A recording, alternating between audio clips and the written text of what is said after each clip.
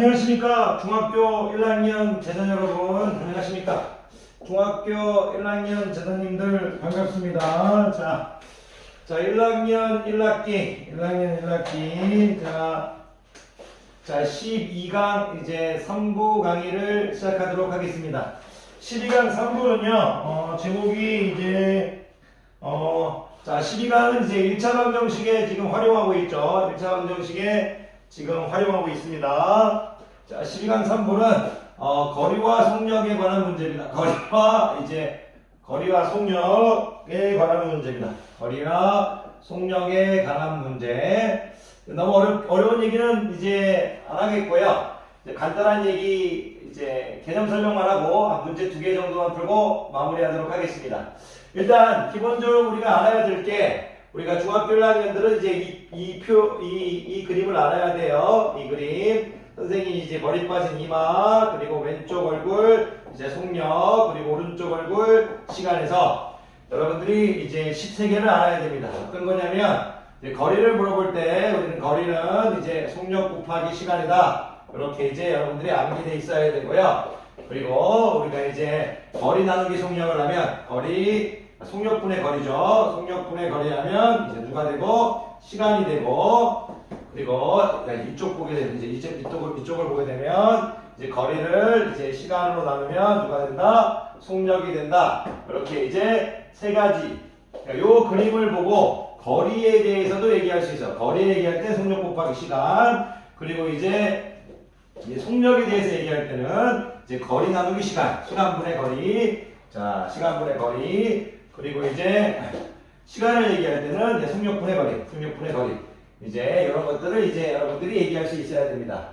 이제 이런 기본적인 지식이 있은 다음에 이제 수학 문제를 풀면 되는데, 일반적으로 이제 대부분의 문제에서는 속력이 거의 주어져요. 속력이 이제 안 주어지는 경우도 있는데 대부분 속력이 주어지고요.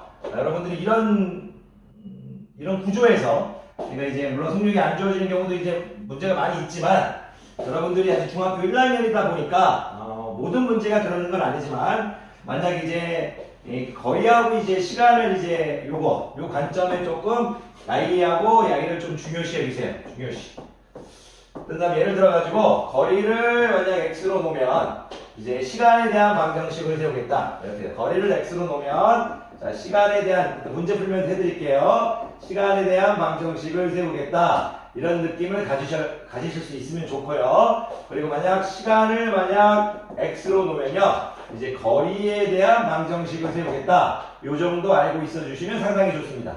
그러니까 거리하고 시간, 요 부분이 이제 중학교 1학년 때 초점을 많이 맞추니까요. 거리를 x로 놓으면 시간에 대한 방정식을 세우겠다. 시간을 x로 놓으면 거리에 대한 방정식을 세우겠다. 요 정도만 여러분들이 알고 있어 주시면 좋을 것 같습니다.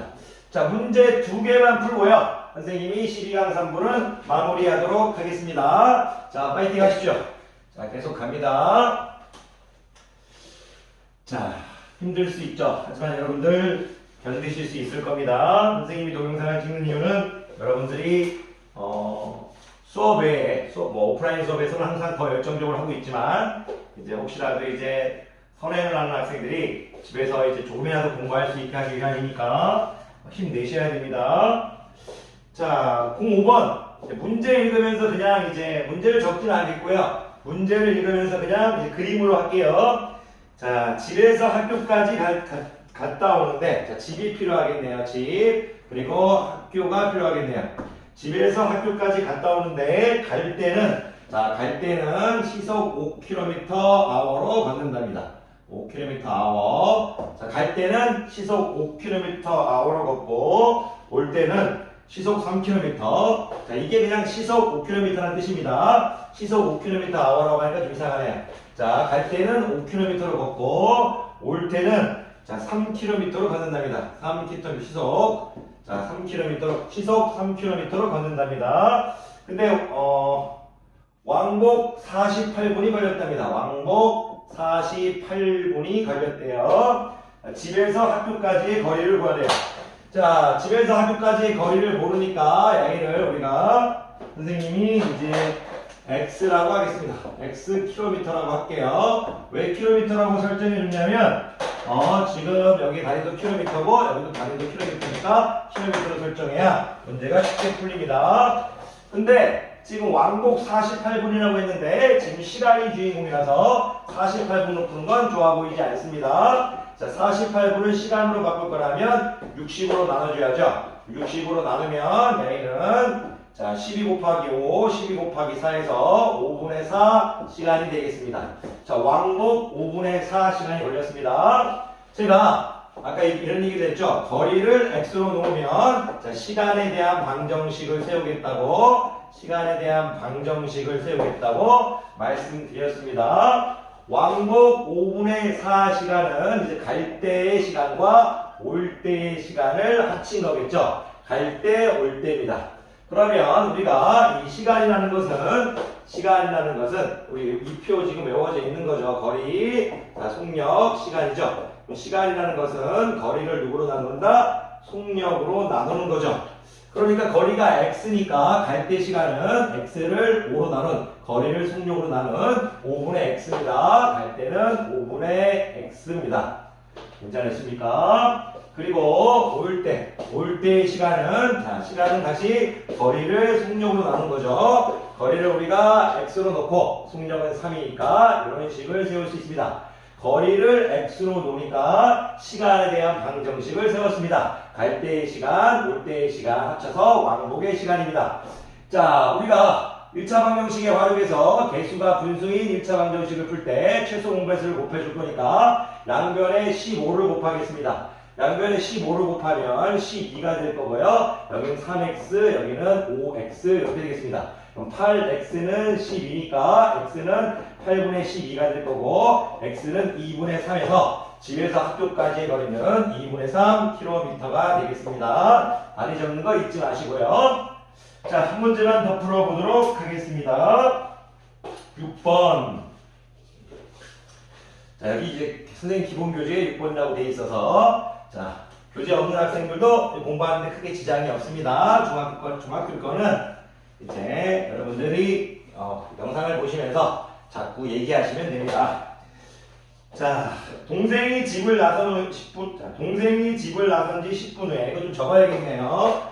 자, 동생이 집을 나선 지 10분 후에 자, 일단 이런 뜻입니다. 동생이 먼저 이제 동생이 일단 집 밖을 나갔는데 그 10분 후에 이제 누군가 나온다는 얘기입니다.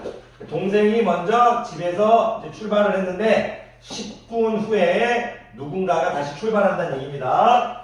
동생이 집을 나선 지 10분 후에 언니가 동생을 자, 10분 후에 언니가 출발합니다. 자, 언니가 출발합니다. 그런데 동생의 속력이 주어졌네요. 동생의 속력은 4분, 자, 51m 분이라고 하겠습니다. 1분당 51m를 간답니다. 그리고 언니는 1분당 136m를 간답니다. 자, 당연히 언니가 빠르겠죠. 그런데